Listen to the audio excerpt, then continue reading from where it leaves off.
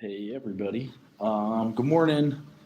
Thanks to all of those who have your presentations in. Um, Only one more week for the final paper. So, really, only 2 more weeks for the semester. So, getting moving out here. Finishing chapter 10. We're on slide 8 of 35 about older adults wanting to leave a legacy when they're considered old. I'm actually going to put this over here because you get a better glare-free view. Okay, yeah, that's way better. Um, and you have access to this in your Schoology. So we were talking about how the lifespan had moved from 49 to 100 years ago. If you were born, you'd live to 49. So that means I'm dead in 6 years. Now, so if you're born 10 years ago, you could live up to 77 years. Women live about 6 years more than men do. A lot of good research on that. That could be a good final paper topic too. With COVID and life expectancy going down due to the heroin epidemic and coronavirus, um, you could explain the biological aging, um, all the things with the skeletal system and muscle system, your sensory, like your balance could be affected. My mom actually called today and said my dad's starting to forget things. He told my brother he was around in 1970 when my dad came home from the Peace Corps, but my dad actually didn't have his third son until 1980, which was my brother. So that's where my mom's saying he may be forgetting things, but I told her we all do with age. Circulatory system, that's part of what they're fighting with. They take statins, which is a cholesterol cleanser. And the challenge is your brain actually does need good cholesterol for the gray matter of your brain to connect. And if you take a statin medication or a statin drug, that drains all of the cholesterol out of your body and it prevents you from having a heart attack or a stroke, but you don't have those receptors in your brain, so you are more likely to have Alzheimer's and whatnot. So, obesity can be prevented with exercise.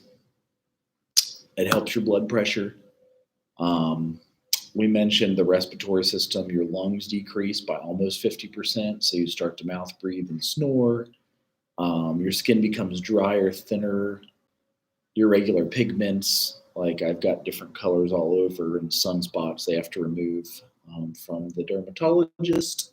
Your hair thins. So it and healthier late life. Number one key to a healthier life from the Center for Disease Control is physical activity. So even if you're just walking 30 minutes a day and running 12 to 18 minutes a day, um, which I'm hoping after the knee surgery I get back to. Lower fat diet helps with adequate nutrition, higher protein, and complex carbohydrates. So you want to eat some of the older carbs that are like, I think the four ancient grains are quinoa, millet, amaranth, and buckwheat. Those are the best carbohydrates. You don't want to eat as many refined carbohydrates like white sugar, and even a white bread is no good. Some nutritional issues for older adults. You're more susceptible to dehydration. Um, for those that have dementia, they actually created a new thing that will help you with dehydration, and it's called the totally blanking on it. It looks like a piece of candy, but they're just kind of like a balloon. Maybe it's made out of like a rice shell and you eat them, but it's full of water. So it helps you hydrate. It helps you to remember water. It's catches the eye. They're colorful.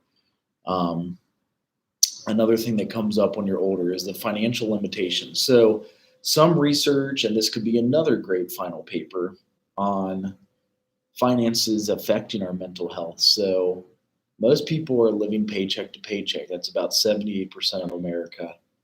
And I think they said 80% of us could not come up with $400 in an emergency. So being able to pull from that, a lot of us keep a credit card on hand for that. That's what I do. It's not always the best because it means you don't have the money, but you're borrowing on margin, essentially. So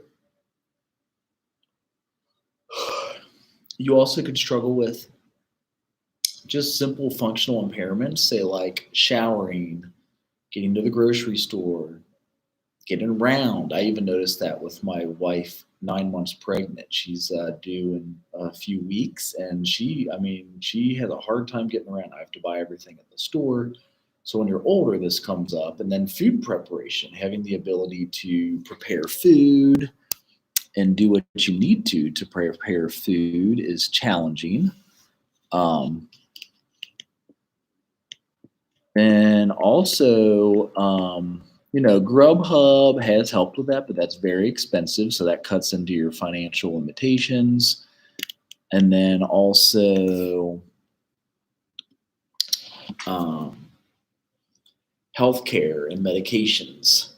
So Americans 65 and over consume about 30% of all prescription drugs and 40% of all the over the counter drugs.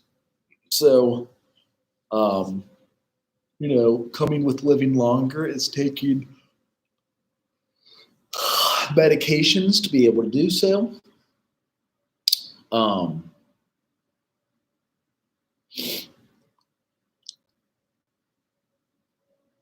Medication and some side effects. So there's been a prescribing cascade when a side effect is mistaken for a new illness and other medication is prescribed. So that's when people get on 2 or 3 different medications, like in a row, and that can be debilitating. You also have a new reduced tolerance to doses the older you get. So it's like your tolerance went down. You can't drink as much, probably even. Also, taking the medication as prescribed. So being able to remember, a lot of older folks, you've seen them before, have the pill reminder days and all the days you take the pills. Those are cool. There's also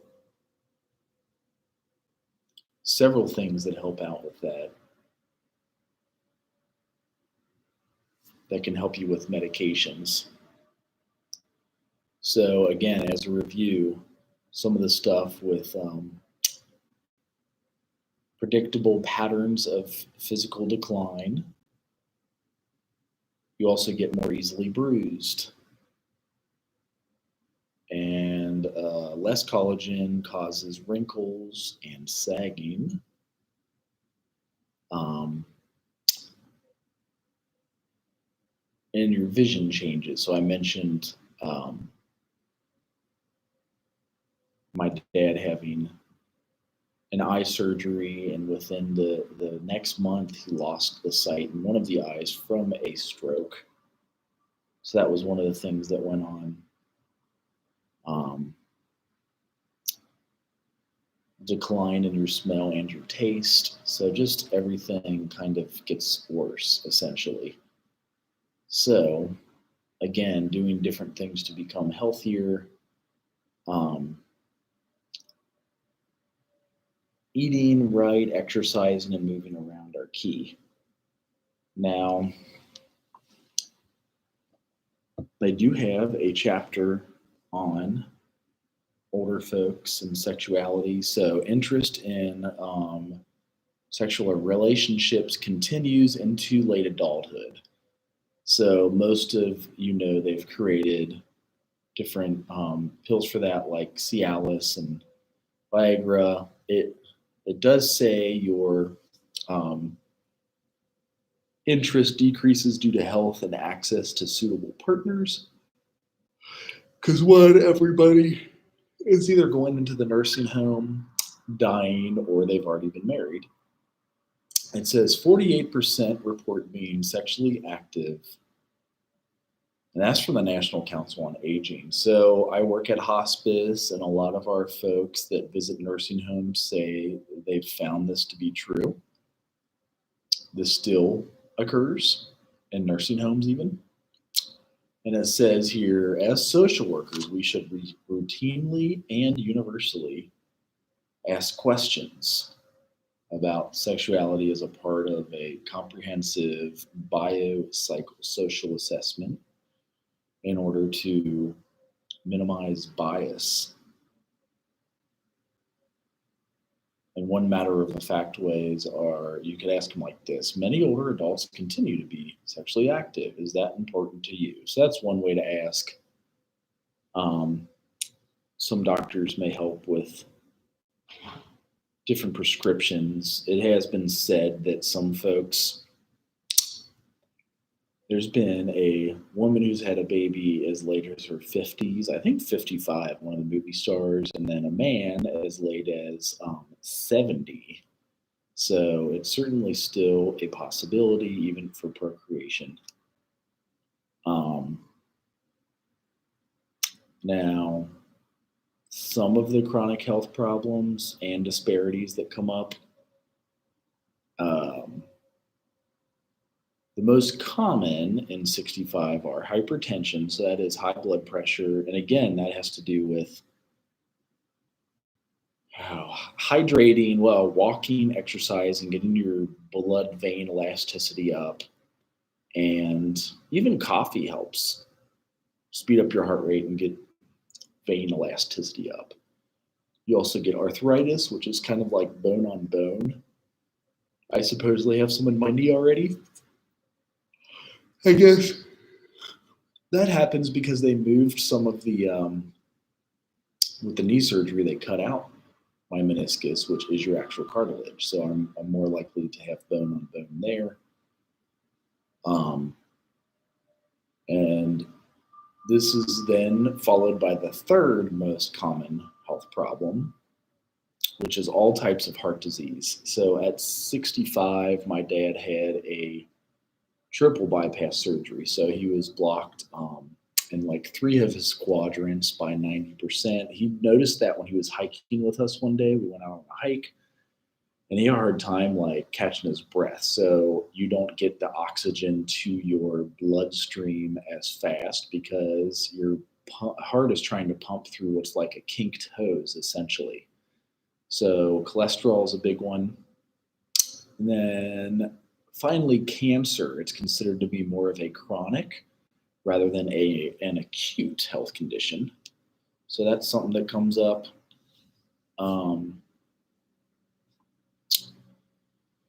There's also significant health disparities remain between older whites and people of color. So high blood pressure is more common and severe in African Americans than whites. Native American elders die from diabetes at a twice the rate of whites. So research has been done in that area. Certainly, they said COVID, there's new research studies, and this is a good thing to look up, and another good final research paper on how COVID has affected our mental health. But if you don't have enough vitamin D in your system, you are more likely to pass from COVID. So that's something that comes up often. Something to consider. And also, in 2012, the average age of death was 78. And then major causes of death in the US, there are 80% who die are over 65. So 4 out of 5 people die at 65 and older. The 3 they listed again are heart disease is the most frequent. So that could be, again, like cholesterol and blockage and inability to get your Heart to pump blood all throughout your body. Cancer was second, and then cerebrovascular disease is third, and that's a stroke. So stroke is when you have a cloggage in your brain, and that like some folks lose like the whole side of their body functioning because they didn't get blood to that part of their brain. So keeping cholesterol out is important. Um,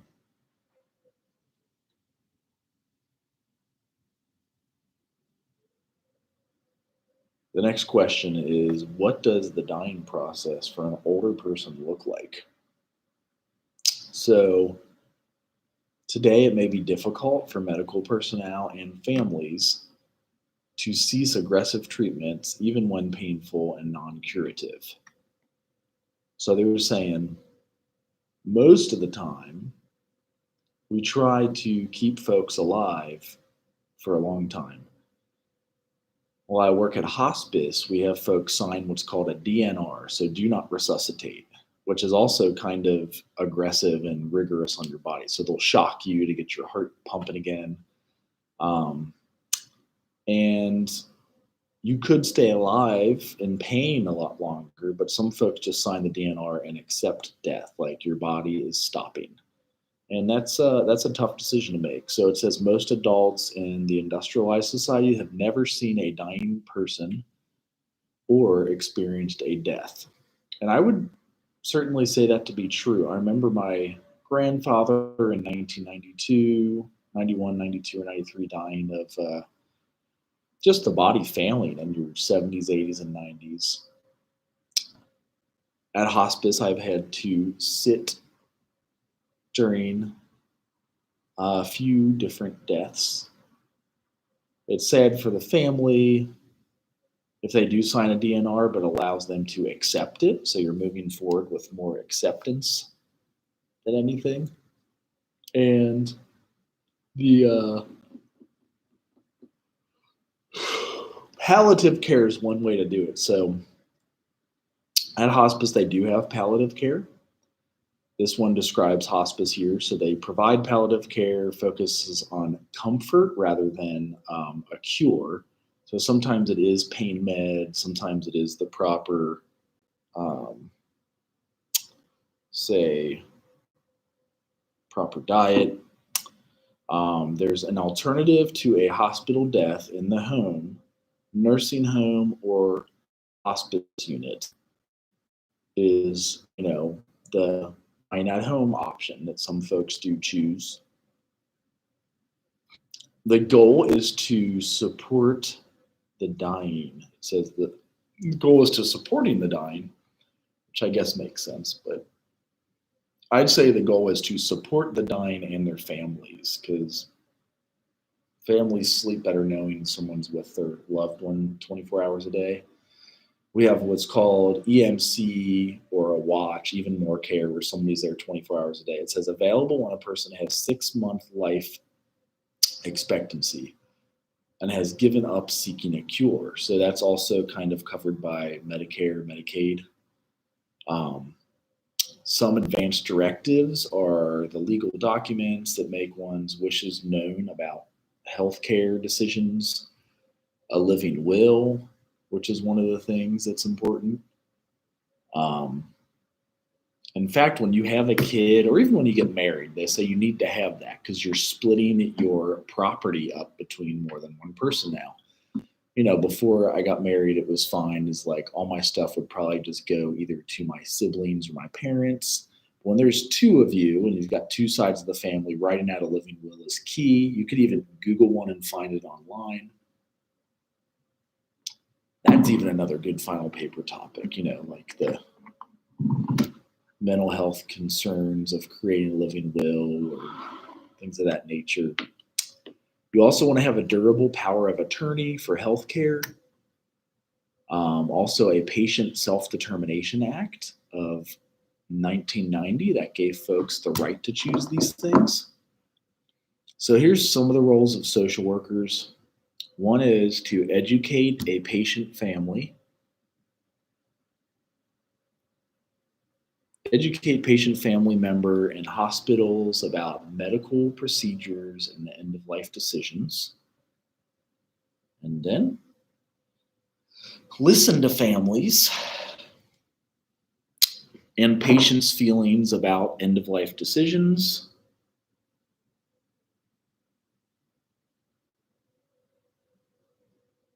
Somebody asked about having class today. Yes, I am filming it on YouTube if that's easier for you. Just be sure to complete your video of your PowerPoint and your final paper, everything due by next week to pass the class.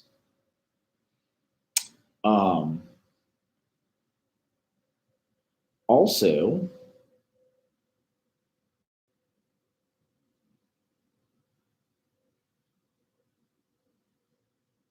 there is informing families of possibilities due to deteriorating conditions.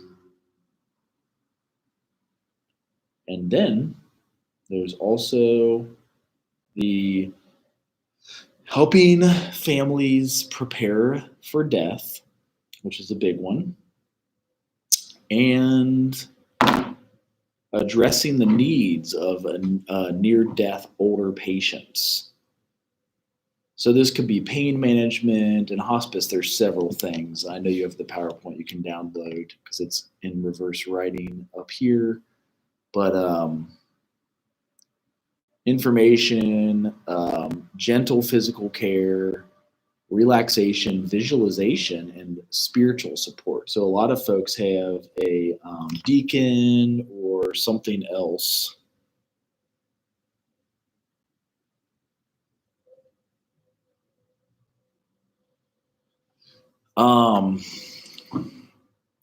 There's also cognitive development and information processing.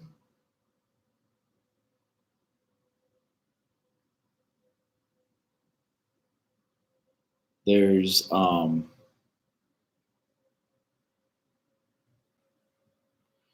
right, this is the same answer for you guys. Yes, I am here for those that wanted to present their PowerPoint at 2 o'clock today. You also can film it for yourself or come Monday to present it.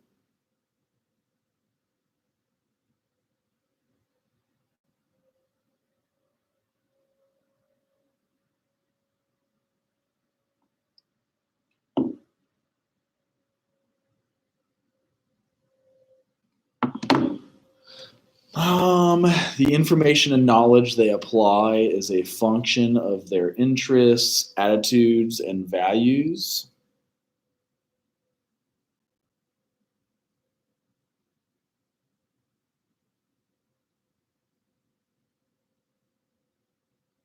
Um,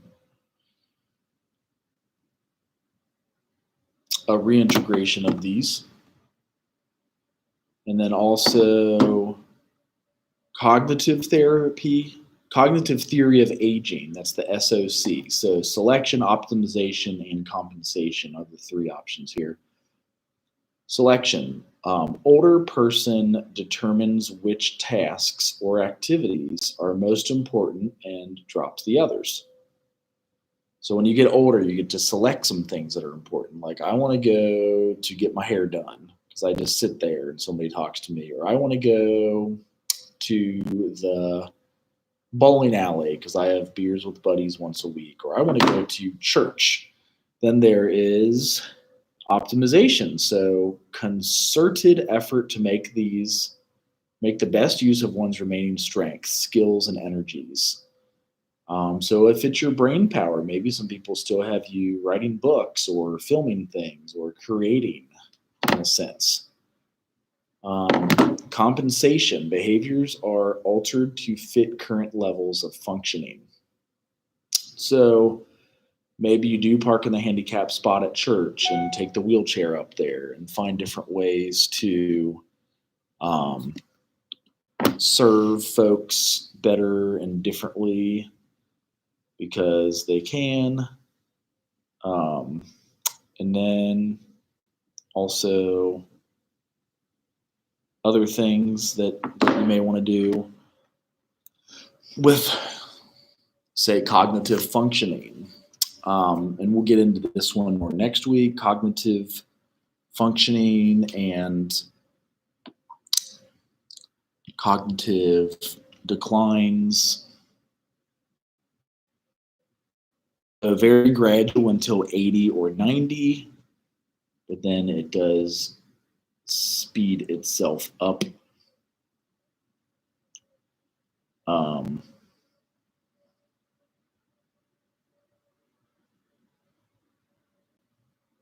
Also,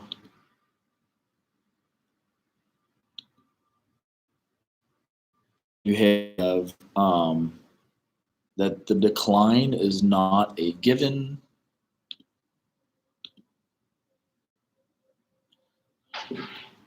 And sometimes there's considerable variations. Hi, how are you? Good.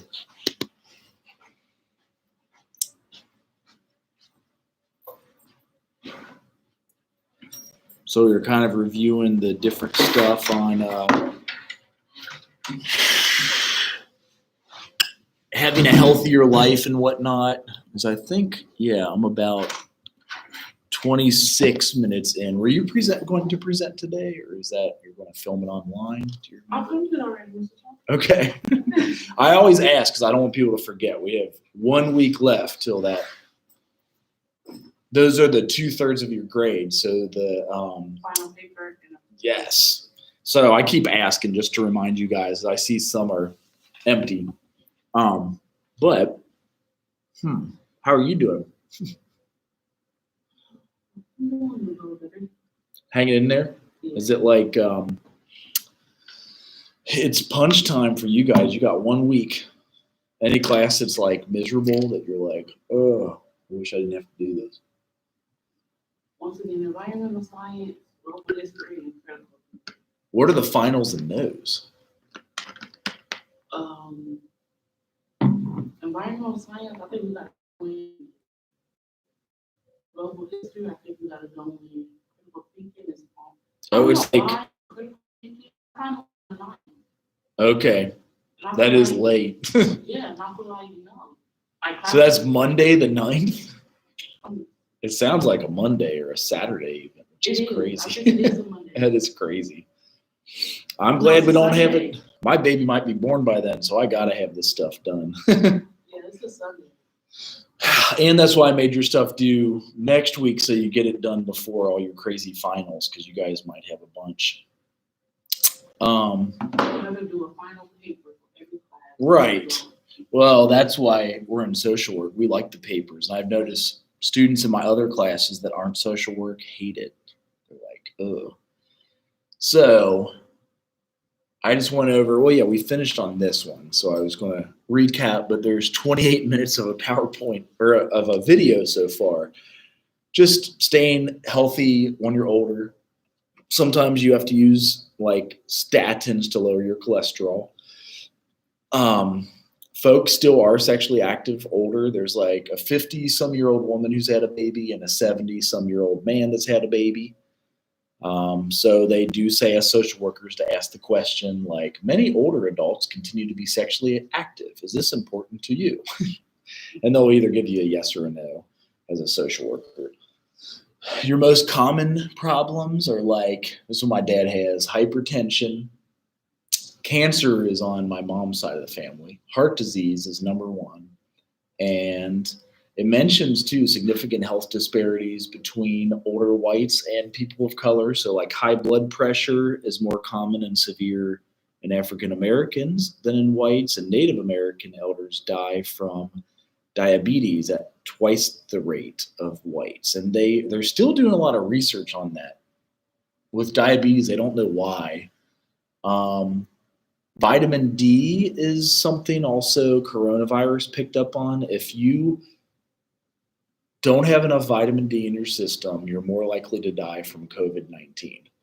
And the only ways to get vitamin D is to you drink it in vitamin D fortified milk, you get it from sunshine, which we don't have much in the winter, or you take a pill. You buy vitamin D at the store.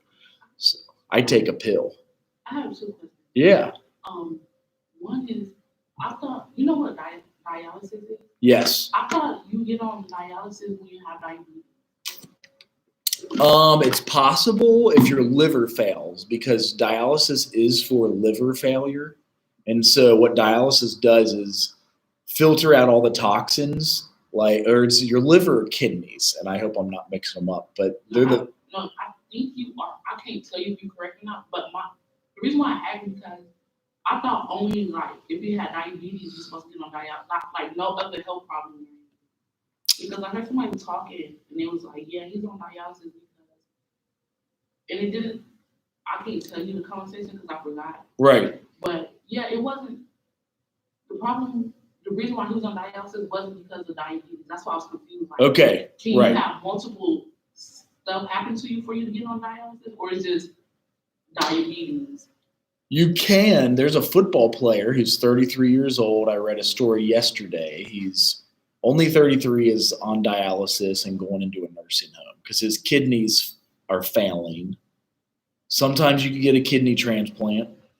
And I mean, there's several options, but it's hard. If somebody has to give you one of their good kidneys, and we all only have two. My uncle passed away. Okay. Following proper protocol. Right. Don't want to go. Right. Well, yeah, and it's hard. You have to keeping your kidneys healthy. You got to drink enough fluids to filter out the kidneys. You got to do several things. But yes, the other thing is vitamin D. And then in the summer, the more we're out in the sun, the darker we get, the less vitamin D you absorb from the sun. So it's probably best to just take a vitamin D pill no matter what. Yeah, I have another question. So I know they said when you have COVID and stuff like that, the heat could kill it. That was true back in the days, yeah. So my thing is, if we have COVID and stuff like that, why do we have to be in the house? Like, right. Some people wonder if doctors be like, you could go outside for fresh air, but not too long. Like, what's the purpose? You should be outdoors all the time, and that's how they cured the Spanish flu in 1919. That was. Some people wonder if there's something else going on with the government that they want to lock us all up in. Yeah, because I know every season I get a cold, like I'll get congested and everything. Mm-hmm. So when it's time for us to come back to school last semester, I guess that triggered the COVID test to say I have COVID. Oh. And I tried it again, and it still said that. Really? So, that is weird. I was in the house like every day for 2 weeks, and then my mom was like, "We're gonna test something and try it." You didn't get better? Once after my 2 weeks, I was outside and everything. I still have my mask on and stuff, but I was outside. And when it was time to come back this semester, I took my test, and it was just confused. That is kind of confusing. For summer, I would spend my summer at my friend's house. Uh-huh. And we all did the same thing, follow proper protocol, X, Y, and Z. And they didn't have COVID, and that's why we was confused because how come I have COVID? Right. That is kind of weird. Yeah, it's I've never gotten it. My wife swears she has it. I took a lot of vitamin D and vitamin C and chaga mushrooms are antiviral and other health. And I'm always outside a half an hour every day. I walk outside or I run outside, sometimes an hour a day. So, I get a lot of stuff, a lot of vitamin D this way, and I take the pills. So you can get it through your skin. You can drink vitamin D milk or you can take a pill.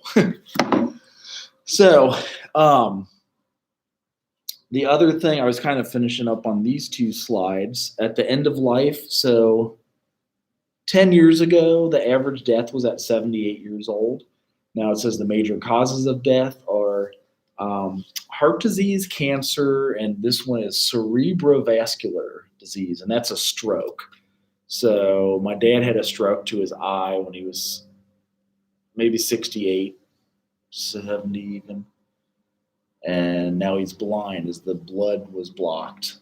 My parents take stuff that are called statins to get the cholesterol out of your veins. But the problem with that, they also say that if you get too much cholesterol cleaned out, that your brain needs good cholesterol.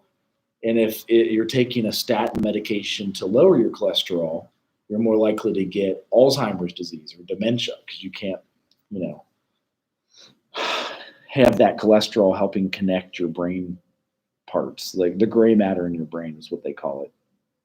And then, oh yeah, this is going into hospice. So the last slide I was doing on hospice, because I do hospice and sit with folks who are dying, says, what does the dying process for an older person look like? So today it may be difficult for medical personnel and families to cease aggressive treatments when even when painful and non-curative. Like we do everything to keep our loved ones alive. They like shock their heart, you know, like when you're dead, they try to shock you. And at hospice, you sign what's called a DNR, which is do not resuscitate. So they don't do that. And that means you've accepted death and you're open to it. Like, all right, I've lived 60, 70, 80 years now. Let's not fight this thing called death. So some people, it's a hard choice because some people want to live long. It says most adults in industrialized societies have never seen a dying person or experienced death. And for me, that was true until I had sat at hospice, where I had to sit with a dying person and watch them die, which is sad and a spiritual thing too. Like if you believe in like an afterlife or that your soul goes somewhere, that it's not just the end, it's like the beginning kind of. So that was helpful from hospice. What we do at hospice, you provide palliative care, and that's giving them comfort, not a cure. You're not going to fix their cancer or get rid of their heart disease, or end their dialysis. Like their liver's going to stop. It might be in the next few months. And you kind of work making sure they have a living will, power of attorney, and stuff like that. So hospice also does an alternative to a hospital death. You could die at home, nursing home, or a hospice unit. Those are the options, and hospice will bring those things to you, and Medicare and Medicaid mostly pays for it. The goal is to support the dying and their families, I would say. It's available when a person has 6 months of life expectancy and has been giving up seeking a cure. So they sign, again, that DNR, do not resuscitate. Then there's also advanced directives of legal documents that can make one's wishes known about healthcare decisions. So a living will, if you ever get into relationship or marry somebody, you want to have a living will. You don't really need it when you're single because all your stuff would go to like your family or your brothers or sisters. If you wanted to go to someone in specific, you want to write up a living will. When you're married, though, there's two of you, so you got to split up all of, if you have money or debt even, or something to give to your kids. You also have hopefully a power of attorney for healthcare, and that's if you do want to be like resuscitated, and those all came from the Patient Self-Determination Act of 1990. Last slide here. Oh yeah, we are already at 40 minutes on the video, but I know I started a little bit early. So the roles of social workers: educate the patient, family members, and hospitals about medical procedures and end-of-life decisions. Listen to the families and patients' feelings about end-of-life issues. So you might be their counselor as a social worker. Inform families of possibilities due to the deteriorating conditions, and then help families prepare for death. Sometimes it is getting a funeral arrangement, a church, a wake, and then address the needs of the near-death older patients, like, for example, pain management or even gentle physical care, information, relaxation, and visualization, so like spiritual support. That's kind of, the social workers at hospice, what we kind of do. And there's so much on end of life. I was going to kind of save it for Monday too, to open it up for any questions you have for the final paper or registration, even if you have next month.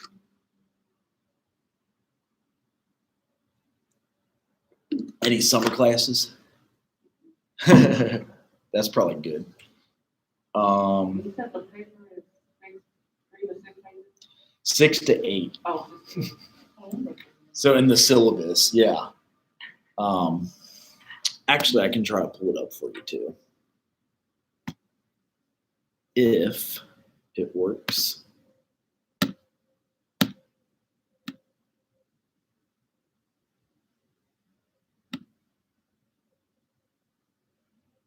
It is, I always forget what this class is called. It should be an easy one to remember. It is hbse. It's 8 pages, APA style, 12 font. Yeah, you could use Courier New font if you want. Times New Roman, if you wrote the paper in that and you only had like 5 pages, if you switch it over to Courier New, it'll give you 6, 7, or 8 pages. Courier New. And it's easier to read. It's kind of like a typewriter print. That's usually how it is. Yeah, that would be a lot if you had a single-spaced Times New Roman 8-page paper. That would be like a 16-page paper. That's You want the title, you want right. That's 5 also. pages? So I would say it would be 8 to 10 with the title page and your name and university, and then reference pages at the end. So it is actually more like 8 to 10. Whoa, I just crashed. You want the title, 6 pages of writing. Right. And you can use Courier New if you want. That would only be like, it would be less that way. If you use Courier New, it's bigger font, even though it's 12, it like spaces like a typewriter. Every I is the same space as an O, is the same space as an L, and whatnot. So those. What was the last? Oh, the resource page?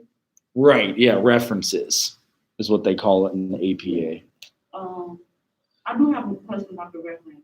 Yeah, for sure. Do you want the reference page, like, I forgot the type it is, but it's like, alphabetical order.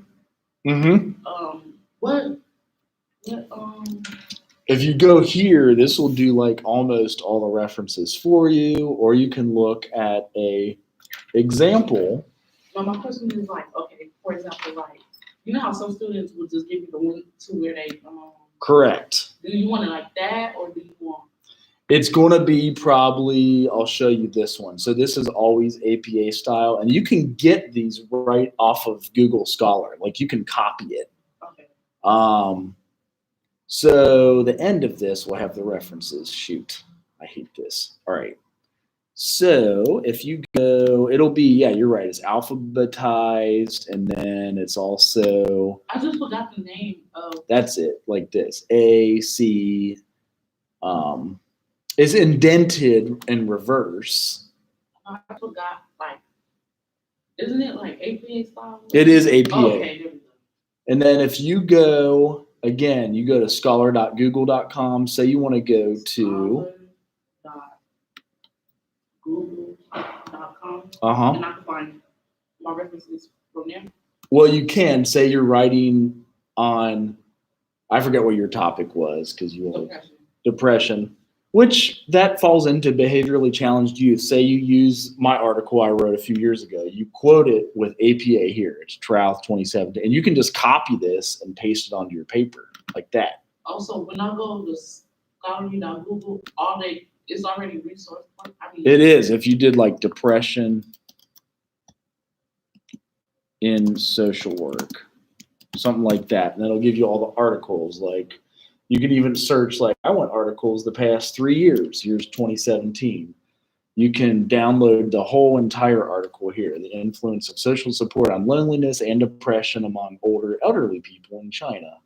And then if you wanted to quote this one, again, you'll alphabetize it yourself, but that'll be in the C's. You just copy that, paste it onto your paper, and you're good to go, just like that. It's already alphabetized, or I have to do that? You probably would have to do that. Okay.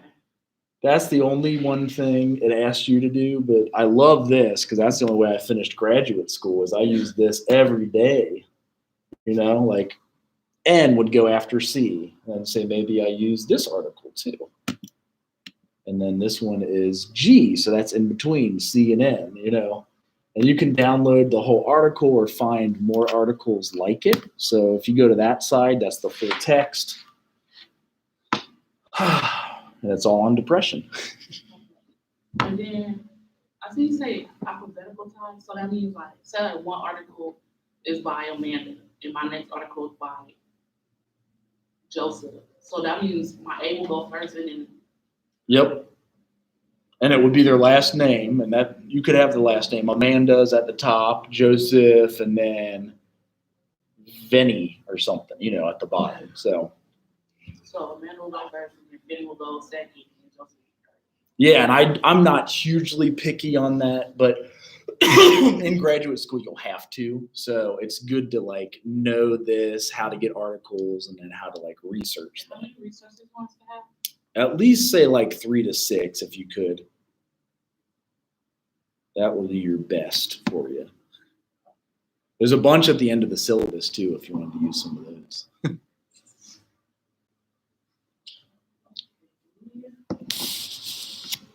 I can't believe. What's that? Oh, it did. Well, you got a whole week still. That's you'll get it done.